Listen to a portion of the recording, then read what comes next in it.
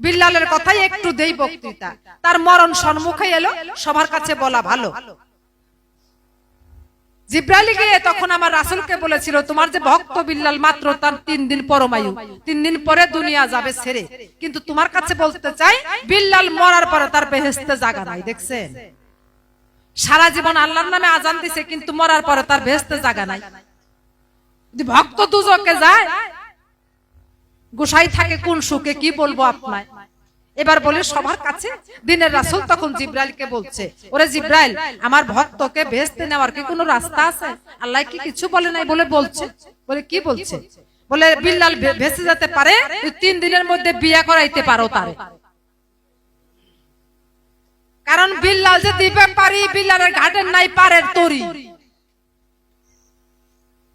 এই কথা যখন শুনতে পেল দিনের রাসূল আমার নিজেই নামলো।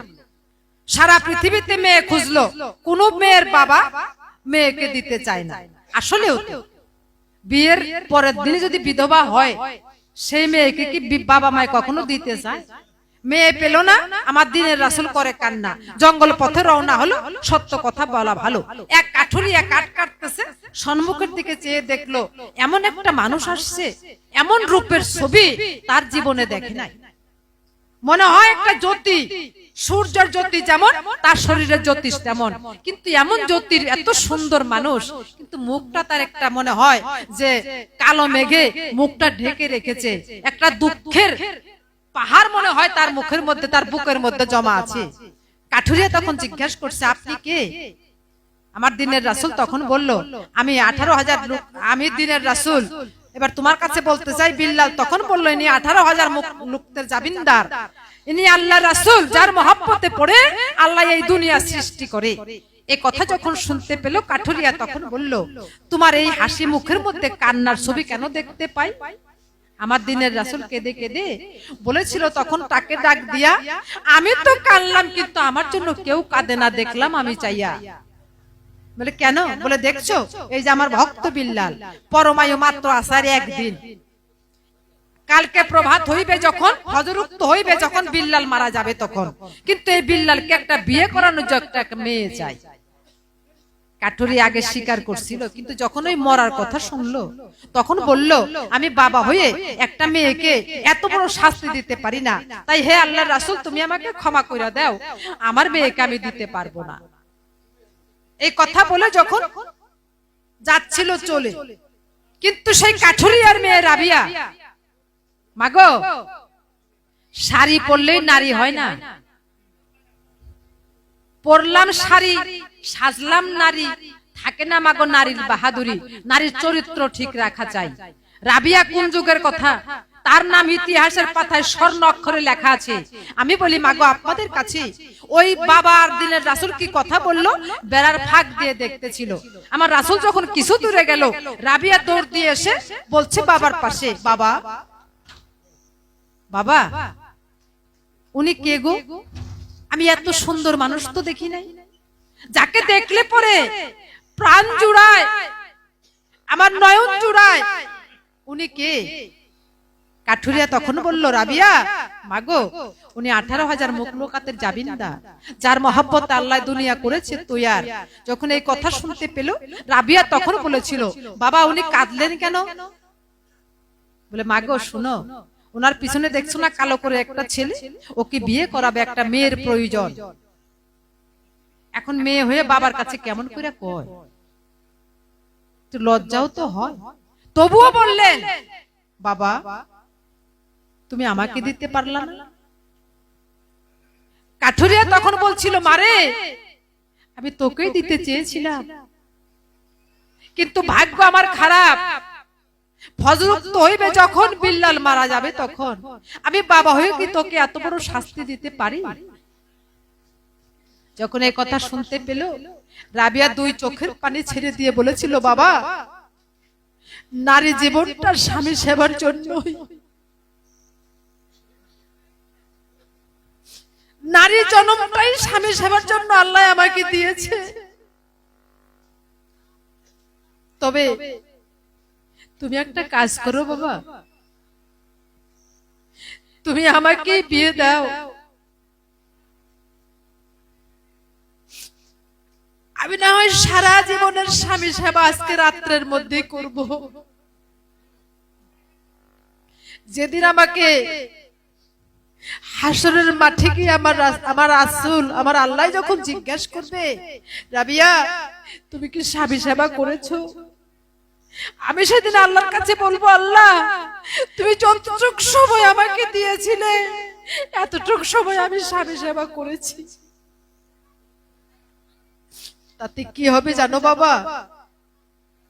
আমার রাসূল খুশি হবে, আমার রাসূলের খুশিতে আমার আল্লাহ খুশি হবে, আমার আল্লাহ খুশিতে আমার 7 পুরুষ বিনা হিসাবে বেহেশতবাসী হবে বাবা। তুমি আর কইরো না দেরি, আমার রাসূলকে খুশি করো তাড়াতাড়ি। বাবায় জ্ঞান অন্ধ ছিল, মেয়ে জ্ঞান ফুটিয়ে দিল। এবার বলি আপনাদের ঠাই,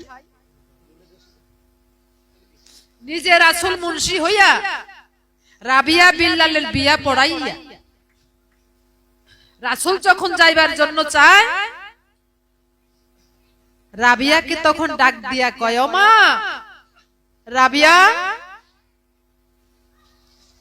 একটা কাজ করো, আমার কাছে এসো। রাবিয়া যখন এগিয়ে আসলো, বিল্লালের হাতে ধরে দিয়ে রাবিয়ার হাতের উপরে বলেছিল, মা নারী জীবনের সম্পত্তি তোমার হাতে দিয়ে গেলাম,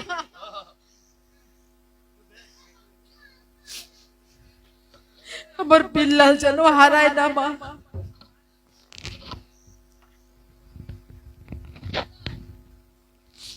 এই কথা বলে আমার রাসূল গেল চলে। এখন রাবিয়া বিল্লালের বাসর ঘর, এই নারী জাত কেমন জানে, বুক ফাটে তবু মুখ ফাটে না। আমি বলি আপনাদের ঠাই, চাতক পাখির মতো আশা পথে চেয়ে থাকে কবে তার মনের মানুষ আসবে, এই জীবন যৌবন মন প্রাণ তার চরণে অর্পণ কইরা দিবে। এই আশা নিয়েই তো থাকে গো। তাই রাবিয়ার বাসর ঘর, কিন্তু রাবিয়ার নজর বিল্লালের অন্য কোনো দিকে নয়।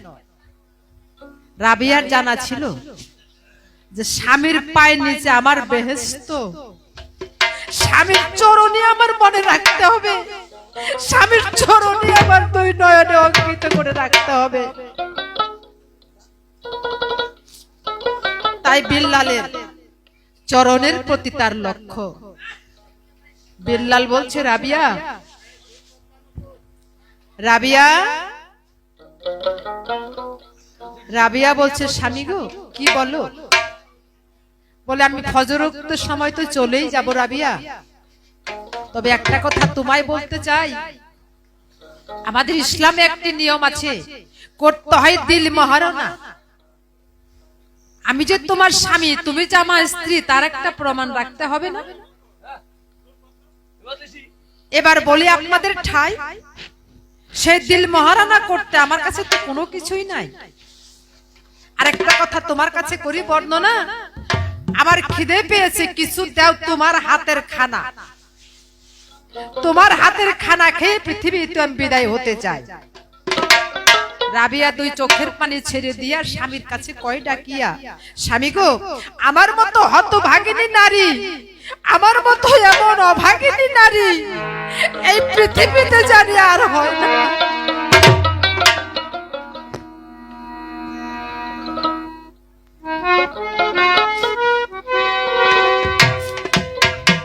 কারণ নারী কুলে জন্ম নিয়া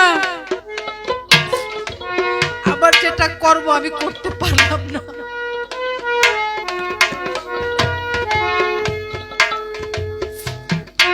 এখন আমার কাছে তেমন কিছু নাই যে তোমাকে আমি দেব। কই নাও, আমার কাছে তেমন কিছু নাই, এই যে সুয়াশের গমের আটা আছে। তাই বলেছে কয়টা রুটি বানাও, তুমিও খাও আমিও খাই। জন্মের মতো যদি হয়ে যায় বিদায়, তোমাকেও আমি দেখবো না, আমাকেও তুমি দেখবে না। স্বামীর হাতের আটা মা রাবিয়া দুই হাত পেতে নিয়েছে। আটাগুলো হাতে নিয়ে আস্তে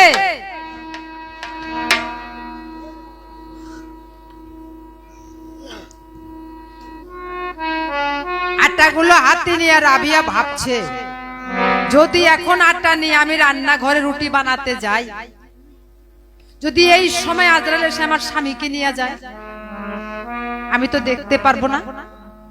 না না, আমি আটা নিয়ে রান্নাঘরে যাব না। রাবিয়া কি করলো, মাগো হাতের উপরে আটাগুলো নিয়ে, এখন তো পানির প্রয়োজন তাই না, পানি ছাড়া কি আটা ছানা যাবে? রাবিয়ার স্বামীর শোকের অশ্রু দিয়ে, তার চোখের পানি দিয়ে আটাগুলো সুন্দর করে ছেনে নিয়েছে। আমি বলি আপনাদের ঠাই, হাতের মধ্যেই রুটিগুলো তৈরি করলো, 7খানা রুটি। না হয় ছেললো, রুটি তৈরি করলো, ভাজতে তো আগুনের প্রয়োজন, তাছাড়া তো রুটি হবে না। আগুন কোথায় পায়? রুটিগুলো নিয়ে আর করলো না দেরি, রাবিয়ার বুকের মধ্যে সেই রুটি জড়িয়ে ধরলো তাড়াতাড়ি।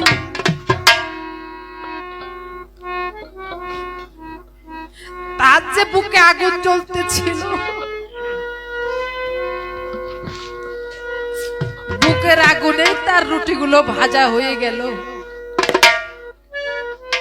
আমি বলি আপনাদের কাছে, 7খানা রুটি তৈরি করে দিয়েছে স্বামীর করে, স্বামী গো নাও, অভাগিনী এই জীবনে তোমাকে আর দিতে পারবে না।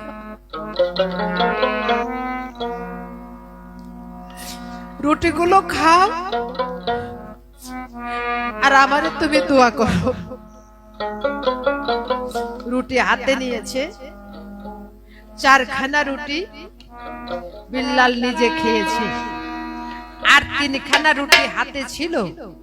রাবিয়াকে ডেকে বলল, আমি খেয়েছি তুমি দেখেছো, এখন তুমি খাও আমি দেখি। রুটি হাতে নিয়ে যখন একটা রুটির কোনা ছেড়ে রাবিয়া যখন মুখে দিতে গেছে, এমন সময় কোথা থেকে এক উন্মাদ, এক কঙ্কাল মুরব্বি, এক পাগল, তার মুখে একটাও দাঁত নাই, শরীরে এক ফোঁটা মাংস নাই, সে দেওয়ানা পাগল বলছে, ও মা, মারে আজ 36 বছর ধরে মায়ের হাতের খানা খাই না।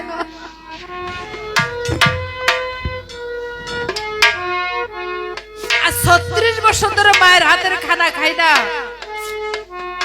আমার পেটে কিছুই নাই, মারে আমার একটা রুটি দিবি? রাবিয়া বলল, পাগল রে, তুই আমার মনের আগুন আরো জ্বালিয়ে দিলি, তুই আমার মা বলে কেন ডাকলি? আমার এই জীবনে তো আমি মা হতে পারবো না, এই জীবনে কেউ আমার মা বলে ডাকবে না, তুই আমার আজকে মা করে কেন ডাকলি? পাগল,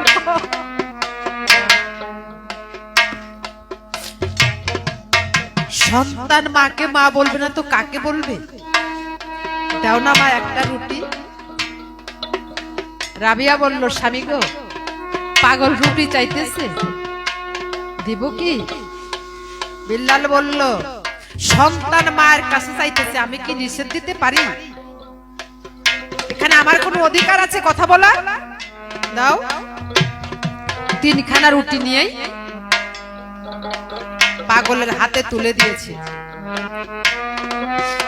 পাগল 3খানা রুটি হাতে নিয়ে কি করলো, 1খানা রুটি রাখলো আর 2খানা রুটি ঘুরিয়ে দিয়েছে। রাবিয়া বলল, পাগল তুমি রুটি 2টা ঘুরাইয়া দিলা কেন? পাগল বলল, মারে আমি 1খানা রুটির ঋণ শোধ করতে পারি না, না পারি, তিনখানা রুটির ভার আমি নিতে পারব না। দুইখানা রুটি ঘুরিয়ে দিল, একখানা রুটি নিয়ে পাগল দরজার মধ্যে ঠ্যাং মেলে বসলো। পাগল যে রুটি নিয়ে কি করতেছে কেউ জানে না। রাবিয়াকে বলল, মা তুমি ঘরে যাও, আমি দরজায় বসলাম, আমি এখানে বসেই খাবো। ফজর উক্ত হইল যখন, আল্লাহর আজরাইল সেই দরজার মধ্যে আসলো, তখন পাগল বসে আছে। আজরাইল তখন বলছে, ও পাগল রাস্তা ছাড়ো, বিল্লালের জান কবজ করতে যায়। পাগল বলছে, ওরে আজরাইল ভাই, আজ 36 বছর পরে মায়ের হাতের একখানা রুটি পাই, আমারে খাওয়ার জন্য একটু সময় দে ভাই। আজরাইল বলছে, আমি আল্লাহর হুকুমের আজরাইল, আল্লাহর হুকুমে আসছি, তোমাকে 1 মিনিট কেন 1 সেকেন্ড সময় আমি দিতে পারবো না। পাগল বলল, তুমি আমারে 1 মিনিট সময় দিবা না, 1 ঘন্টার কম আমার রুটি খাওয়া হবে না। কি বললে? বলে 1 দিনের কম রুটি খাওয়া হবে না। আজরাইল বলল, সব জায়গায় পাগলামি চলবে না পাগল। পাগল বলছে, ওরে আজরাইল, তুই আল্লাহর হুকুমের চাকর, আল্লাহর হুকুমে আসছিস, আমি তোর কাছে সময় চাইবো কেন? পাগলের হাতে একটি লাঠি ছিল, বাড়ি যখন দিতে গেল বাড়ি লাগে নাই, বাতাস লাগছে, বাতাস লাগে আজরাইল অজ্ঞান হয়ে ওই জায়গায় পড়ে গেল। কিছুক্ষণ পরে জ্ঞান হলো, আল্লাহর দরবারে গিয়ে বলল, আল্লাহ বিল্লালের জান কবজ করতে পারি নাই। বলে কেন? বলে আমার থেকে বড় একটা আজরাইল বিল্লালের ঘরের দরজার মধ্যে বসে রয়েছে। পাগল রুটি নিয়ে সেজদায় পড়ছে। পাগলের সেজদায় আল্লাহর আরশ কাঁপা উঠছে। আজরাইল বলছে, আল্লাহ তোমার আরশ কাঁপছে কেন? তোমার আরশ কেন কাঁপতেছে? আল্লাহ বলছে, পাগল আজরাইল রে, ওই যে পাগল দেখে আসছিস না, ওই রুটি নিয়ে সেজদায় পড়ছে, সেই পাগলের সেজদায় মাটিতে সহ্য করতে পারতেছে না, তাই আমার আরশ পর্যন্ত কাঁপতেছে। আজরাইল বলল, পাগল সেজদায় পড়ছে কেন? আল্লাহ পাগল সেজদায় পড়ছে কেন? আল্লাহ তখন বলল, আজরাইল রে, ওই পাগল আর বিল্লাল ওরা জাকির ভাই।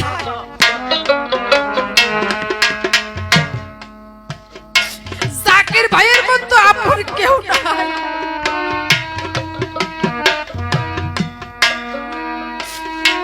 নিজের ভাইয়ের সেই দিন পরিচয় দিব না, আমি ভাই হই, কিন্তু জাকির ভাই বলবো যে আমি ভাই, ওরে ভাই আমি ভাই।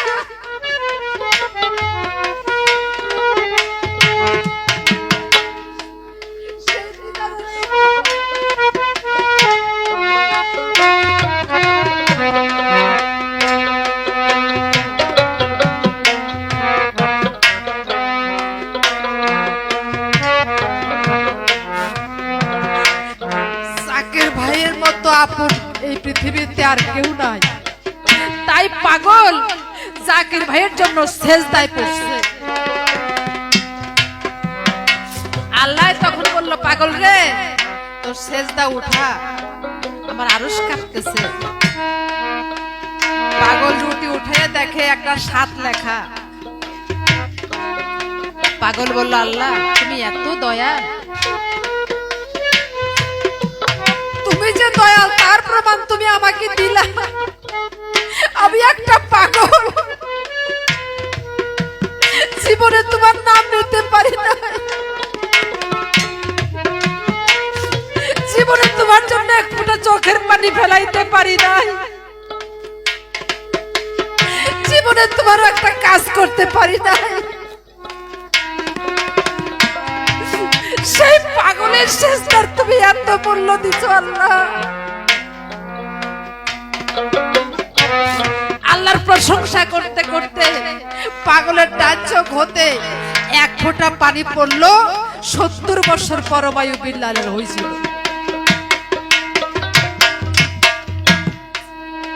রাবিয়াকে ডাক দিয়া পাগল তখন কয়, মা এই রুটিটা নিয়ে তুমি বিল্লাল রে দেও খাওয়াইয়া। রুটি দিয়া পাগল আর নাই, পাগল হয়ে যায় বিদায়। রুটি বিল্লালকে খাওয়িয়ে দিল। ফজরের সময় যখন হলো, মিনারায় গিয়া বিল্লাল আজান দিচ্ছিল। আমার রাসূল ছিল ঘরে, বিল্লালের জন্য কান্নাকাটি করে। ওরে ভক্ত মরলে পিসাবের যে কত কষ্ট হয়, গুরু শিষ্যের যে কত প্রেম, একমাত্র গুরু শিষ্য ছাড়া আর কেউ জানে না। এক আত্মার বিনিময়ে আরেক আত্মা, দেহ মাত্র দুইটা, খাসা দুইটা প্রাণ, তাদের একটাই থাকে। ভক্তের জন্য কান্নাকাটি করতেছিল আমার দয়াল রাসূল। আরে আমার ভক্ত বেহেশতেই যাবে না, দুর্যোগেই যাবে, এই কথা চিন্তা করে কান্নাকাটি করে এমন সময় বিল্লালের আজান শুনতে পায়। এই আমি কি শুনলাম, এটা কার আজান? আমার বিল্লাল মরে নাই। আমার রাসূল উঠে রাবিয়ার কাছে আসছে, মা আমার বিল্লাল। রাবিয়া বলছে, বাবা ওই যে মসজিদে আজান দিতেছে, কেন আমার বিল্লাল মরে নাই? বলে, না বাবা মরে নাই, একটা পাগল আসছিল, পাগলে কার সাথে কথা কি যে কইলো আমি কিছুই জানি না, খালি বললাম তুমি কে? বললে আমি যে কে আমি নিজেও জানি না, যদি আমার ঠিকানা আমার রাসূল দেয় ওইটাই আমার আসল ঠিকানা। এই কথা বলে পাগল গেছে চলে। বাবা ওই পাগলটা কে? আমার রাসূল তখন দুই চোখের পানি ছেড়ে দিয়ে বলছিল, পাগল ওই পাগলটাকে তো তুমি জানো না? আবার নৌকায় সবাই তো পার করে দিবে, পার হয়ে যাবে, আমি কার নৌকায় যাব?